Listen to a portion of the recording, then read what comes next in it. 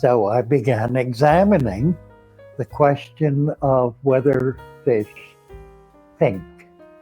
These are all mighty big questions, aren't they? Things we spend our lives struggling to understand.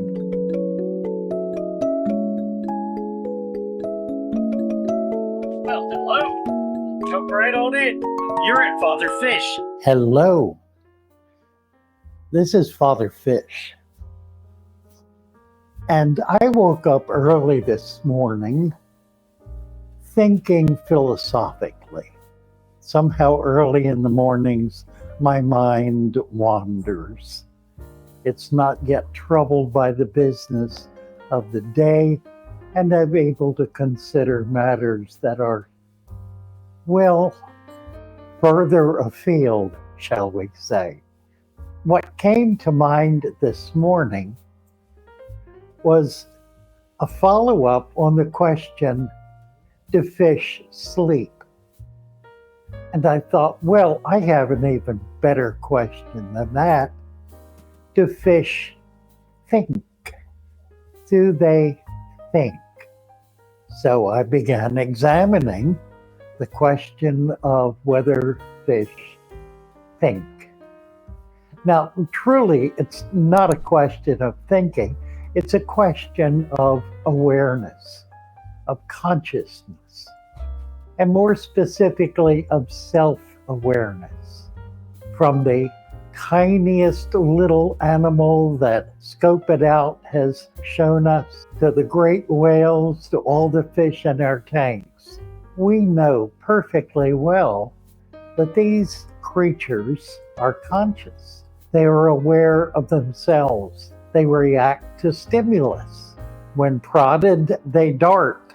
When offered food, they respond.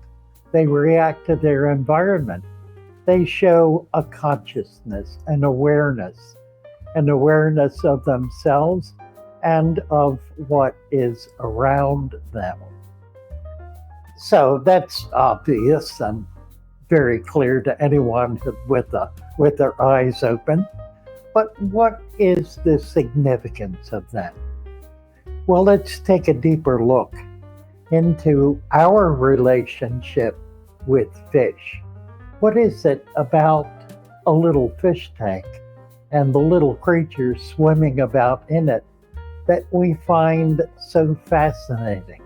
I believe it is an awareness that there are other creatures among us with lives, with interests, with activities, with futures that go on in spite of us.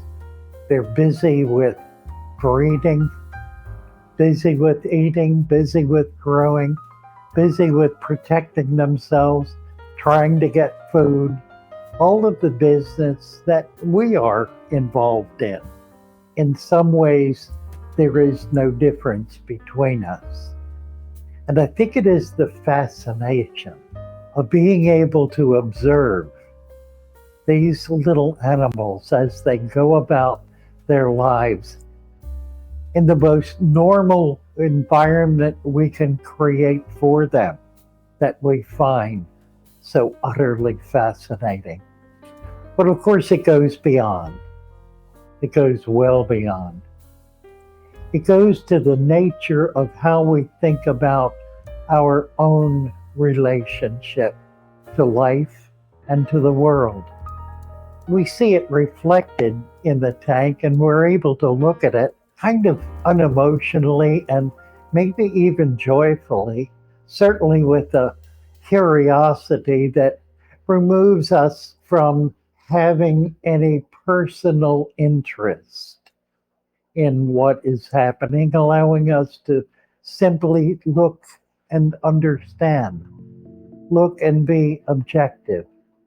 And in doing that, in looking at them, we are really looking at ourselves. I believe that's why so many people find aquariums to be therapeutic, because it becomes a way of being able to look at yourself kind of without looking at yourself. You know what I mean? without the emotional baggage that's involved in beating up on yourself or feeling guilty or feeling ashamed or feeling stressed. It relieves all of the emotional drama of our lives and allows us to peer out into other lives, from the very tiniest to the very largest. Even the tiniest, most microscopic creatures have lives. They're moving about, doing their business, trying to find food, trying to find a mate, trying to be safe, trying to do all of the things that we try to do. And there they are, through the lens of a microscope or the flat glass of a fish tank. We see them. I believe our attempt to create a natural aquarium is very much a part of this. Wanting to be able to make it possible for these animals to act in ways that are comfortable for them, are normal, are healthy, in which they feel safe, secure, home. By giving them a home, we are allowing ourselves to share in their home, in their family, in their history. And it just opens a world of thinking, of understanding, a world of imagination. I mean, think for a moment about how is it possible for certain species of fish throughout generations to behave in certain specific ways that are unique from other species of fish.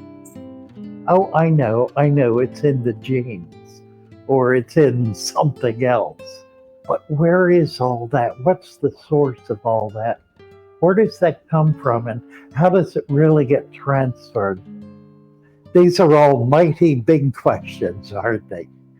Things we spend our lives struggling to understand. We have beliefs in the nature of reality. For example, what comes first, life or consciousness?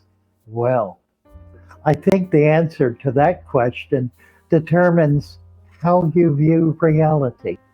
It determines your relationship to the world.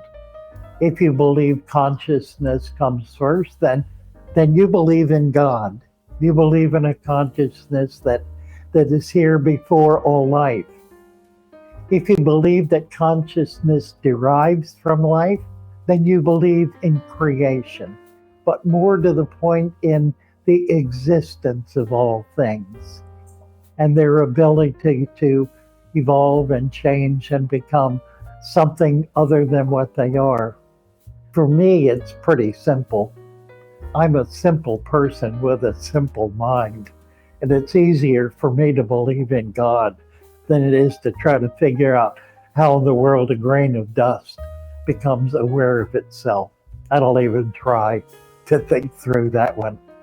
I simply believe that as we look in our fish tank, as we examine the little creatures that we become so enamored with, we see the hand of God, and it gives us peace to know that there is an authority, there is a controlling influence, there is a dominating presence that is good, that is loving, that seeks the best for its creation. I think that's what fish tanks are for. What do you think?